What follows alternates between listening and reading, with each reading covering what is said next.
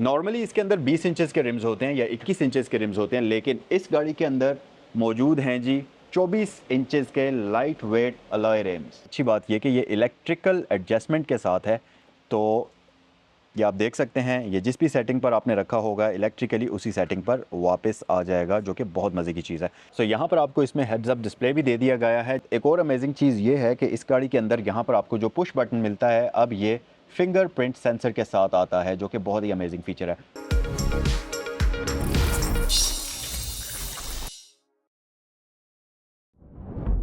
अस्सलामुअलैकुम guys, welcome to Saigal motor sports. मेरा नाम है ज़ैनुल आबिदीन और आज की इस वीडियो के अंदर मैं आपको वेलकम करता हूं।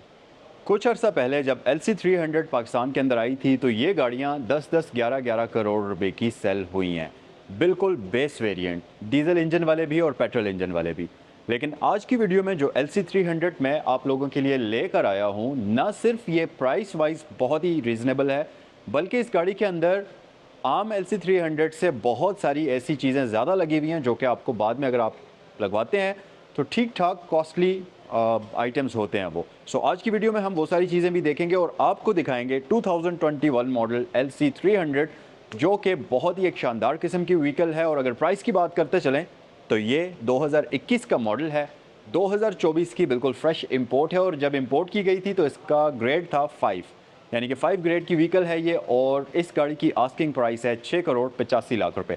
अगर आप एक शानदार किस्म की वेरीफाइबल ऑक्शन शीट के साथ LC300 ख़रीदने का सोच रहे हैं तो ये गाड़ी यहाँ सैगल मोटर स्पोर्ट्स पर अवेलेबल है। प्राइस वगैरह मैंने आपको बता दी है। इससे रिलेटेड कोई भी इन्फॉर्मेशन अगर आपने हासिल करनी है तो स्क्रीन पर दिए हुए नंबर्स पर कॉल भी आप कर सकते हैं। चलें रिव्यू को स्टार्ट करते हैं और सबसे पहले तो मैं आपको दिखाता हूँ इस खूबसूरत सी गाड़ी की। सो हमारे पास यहाँ पर आती है रिमोट की, जिसके ऊपर लॉक अनलॉक के साथ बूट ओपनर आपको मिलता है और दूसरी तरफ लैंड क्रूज़र की ब्रांडिंग आपको मिलेगी। चाबी इसकी पिछली वाली गाड़ी की तरह की ही है, प्राडो वगैरह की तरह की बहुत ज़्यादा डिफरेंट नहीं है। और गाड़ी की फ्रंट लुक आपको दिखाते हैं। सबसे पहले तो आप अगर इस गाड़ी की ग्रिल देखें तो जाइगेंटिक किस्म की ग्रिल आपको मिलती है, जैसा कि LX600 के अंदर इस वक्त आपको बड़ी ग्रिल मिलती है, उसी तरह से इस गाड़ी की ग्रिल भी काफ़ी मैसिव है। अगर इसको पिछली जनरेशन के साथ कंपेयर किया जाए तो ये ग्रिल बहुत बड़े साइज़ की है।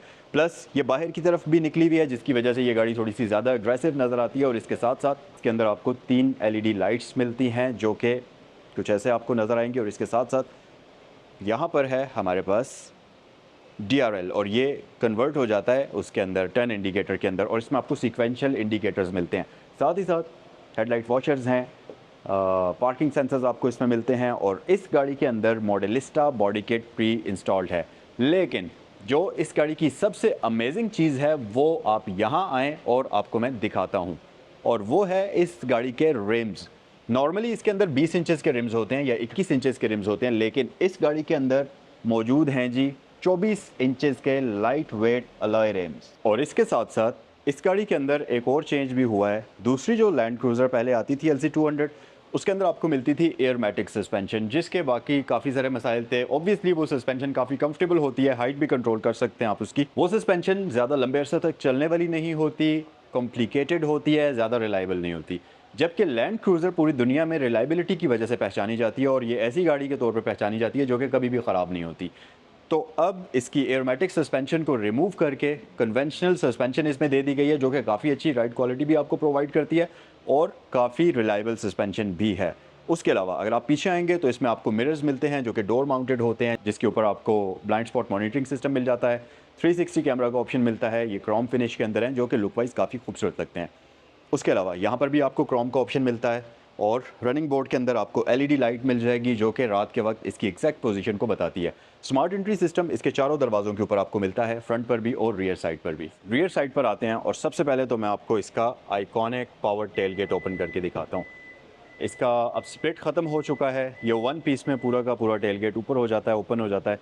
और यहाँ पर आपके पास शानदार किस्म की बूट स्पेस आती है, जिसको आप देख सकते हैं। और ये इसकी फोल्डेबल सीट्स हैं, तो अगर आपने रियर साइड पर 3rd रो में पैसेंजर्स को बिठाना है तो आप यहाँ पर इन सीट्स को अनफोल्ड कर सकते हैं, जो कि इलेक्ट्रिकल बटन्स की मदद से होंगी। और इसके साथ साथ इसे हम करते हैं क्लोज, बल्कि यहाँ पर अगर आप नीचे देखेंगे तो इसमें आपको ये टूल किट वगैरह का ऑप्शन भी दिया जाता है। सो इसे हम क्लोज कर लेते हैं।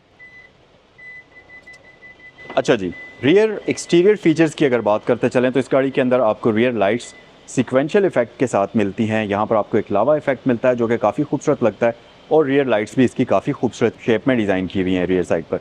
उसके अलावा लैंड क्रूज़र की ब्रांडिंग यहाँ पर आपको मिल जाएगी, ZX का बैज मिल जाएगा और नीचे आपके पास रियर पार्किंग सेंसर्स मौजूद हैं, प्लस इंतहाई खूबसूरत एग्जॉस्ट टिप इस गाड़ी के अंदर आपको इंस्टॉल्ड मिलेगी। अच्छा जी, इंटीरियर की अगर बात करते चलें तो इस गाड़ी का इंटीरियर नो डाउट बहुत ज़्यादा खूबसूरत है, बहुत ही मज़ेदार इंटीरियर डिज़ाइन हुआ हुआ है। और यहाँ पर अगर हम फीचर्स की बात करते चलें तो सबसे पहले सीट्स से स्टार्ट करते हैं। तो इस गाड़ी के अंदर आपको ना सिर्फ लेदर सीट्स मिलती हैं बल्कि ये हीटेड भी हैं और वेंटिलेटेड भी हैं।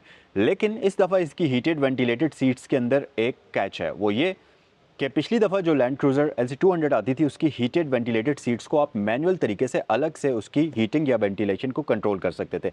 बट इस गाड़ी के अंदर अब ये सेंट्रल हीटिंग सिस्टम या वेंटिलेशन सिस्टम के साथ कनेक्टेड हैं। तो जब आप ऑटो प्रेस करेंगे उसके अकॉर्डिंगली इसकी सीट्स भी हीट होंगी या उनमें वेंटिलेशन चलेगी और साथ ही इसका स्टीयरिंग व्हील भी उसी सेंट्रल हीटिंग या वेंटिलेशन सिस्टम के साथ कनेक्टेड है जो कि उसके अकॉर्डिंगली हीट अप भी होगा। तो ये एक अमेजिंग किस्म का फीचर है। और इसके साथ साथ इस गाड़ी की जो सीट्स हैं इनके अंदर आपको मेमोरी का ऑप्शन भी मिलता है ड्राइवर सीट के अंदर। सो 3 पैसेंजर्स अगर इस गाड़ी को ड्राइव कर रहे हैं तो तीनों अपनी मर्जी की सेटिंग पर इसकी मेमोरी को एडजस्ट कर सकते हैं। तो आपको ज़्यादा कुछ करने की ज़रूरत नहीं है, जस्ट वो मेमोरी वाला बटन प्रेस करें, जिस भी सेटिंग पर आपने इसकी सीट को रखा होगा ये वापस एडजस्ट हो जाएगी। सीट्स की लुक ओवरऑल बहुत शानदार है, परफरेशन इसमें कमाल की दी गई है और ख़ास तौर पर ये बकेट सीट्स हैं तो हाई स्पीड पर ये आपको बहुत ही अच्छे तरीके से होल्ड करेंगी और एक अच्छा राइडिंग एक्सपीरियंस आपको प्रोवाइड करेंगी। यहाँ पर स्टीयरिंग व्हील की बात अगर करते चलें तो ये काफ़ी खूबसूरत है, सर्कुलर शेप में डिज़ाइन हुआ हुआ है, वुडन कॉम्बिनेशन आपको मिल जाता है और इसके साथ साथ इसके ऊपर आपको एडॉप्टिव क्रूज़ कंट्रोल का ऑप्शन यहाँ मिलता है, प्लस यहाँ पर आपको मिलते हैं मल्टीमीडिया कंट्रोल्स। इसके साथ साथ ये एडजस्टेबल भी है और अच्छी बात ये कि ये इलेक्ट्रिकल एडजस्टमेंट के साथ है। तो ये आप देख सकते हैं ये जिस भी सेटिंग पर आपने रखा होगा इलेक्ट्रिकली उसी सेटिंग पर वापस आ जाएगा, जो कि बहुत मज़े की चीज़ है। यहाँ राइट साइड पर अगर आप आएंगे तो आपको headlight auto high beam assist का बटन मिलता है, इलेक्ट्रिकल बूट का बटन मिलता है, रियर पार्किंग सेंसर्स वगैरह यहाँ मौजूद हैं और साथ ही ट्रैक्शन कंट्रोल आपको दिया जाता है। इसके साथ साथ इस गाड़ी के अंदर एक चीज़ और भी ऐड कर दी गई है जो कि पिछली लैंड क्रूज़र के अंदर नहीं आती थी, वो है हेड्स अप डिस्प्ले। सो यहाँ पर आपको इसमें हेड्स अप डिस्प्ले भी दे दिया गया है, जिसके अंदर इन्फॉर्मेशन की बात करें तो ये आपको लेन डिपार्चर वार्निंग की इन्फॉर्मेशन शो करती है, रेव काउंटर शो करती है, गियर पोजीशन इंडिकेटर शो करती है और डिजिटल फॉर्म में स्पीड भी शो करती है, जिसकी प्रोजेक्शन डायरेक्टली रोड के ऊपर हो रही होती है, जो कि काफ़ी कूल भी लगता है और ये आपको ड्राइविंग के दौरान काफ़ी असिस्ट भी करता है और काफ़ी हेल्पफुल होता है।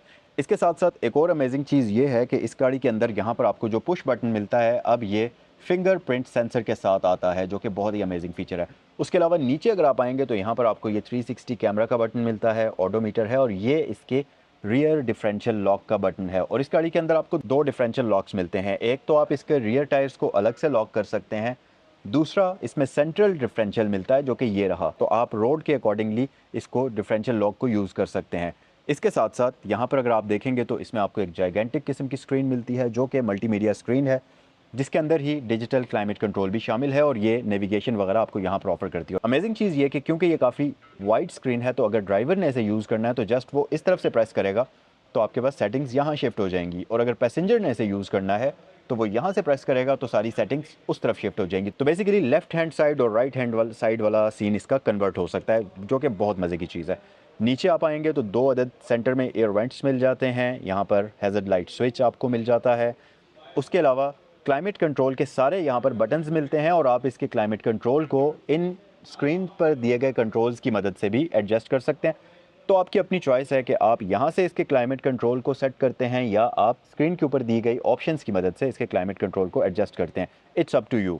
अच्छा, नीचे अगर आप आएंगे तो आपके पास डीवीडी प्लेयर आ जाता है, JBL का साउंड सिस्टम इस गाड़ी के अंदर यूज़ हुआ हुआ है और इसके साथ साथ ये हैं जी आपके ड्राइविंग मोड्स और मल्टी टेरेन सिस्टम, जिसमें आपको क्रॉल कंट्रोल भी मिलता है और इस गाड़ी के अंदर 6 ड्राइविंग मोड्स आपको दिए जाते हैं। साथ ही साथ यहाँ पर आपके पास 4 व्हील की सेटिंग है, हाई 4 और लो 4, और ये गाड़ी full time 4 wheel drive setup के साथ आती है। प्लस ट्रांसमिशन 10 स्पीड हो चुकी है, ट्रिपट्रॉनिक हो चुकी है और इसके साथ साथ इलेक्ट्रिक पार्किंग ब्रेक भी इस गाड़ी में अब आ चुकी है, जो कि पहले नहीं आया करती थी। और ये जो पूरा का पूरा कंसोल है ये वुडन कॉम्बिनेशन में डिज़ाइन हुआ हुआ है, जो कि काफ़ी कूल दिखता है। उसके अलावा अगर मैं इसके ये आर्म रेस्ट को ऊपर उठाऊं तो आप देखेंगे कि यहाँ पर एक डीप स्टोरेज कंपार्टमेंट आपको मिलता है, जो कि बेसिकली इसका कूल बॉक्स है, तो इसमें आप अपनी ड्रिंक्स वगैरह ठंडी होने के लिए रख सकते हैं। उसके अलावा जी आपको ऊपर ये गाड़ी सनरूफ ऑफर करती है, जो कि काफ़ी बड़े साइज़ का है और ये इलेक्ट्रिकली एडजस्टेबल होता है, मतलब आप इसको इलेक्ट्रिकली ओपन क्लोज कर सकते हैं बिल्कुल इस तरीके से।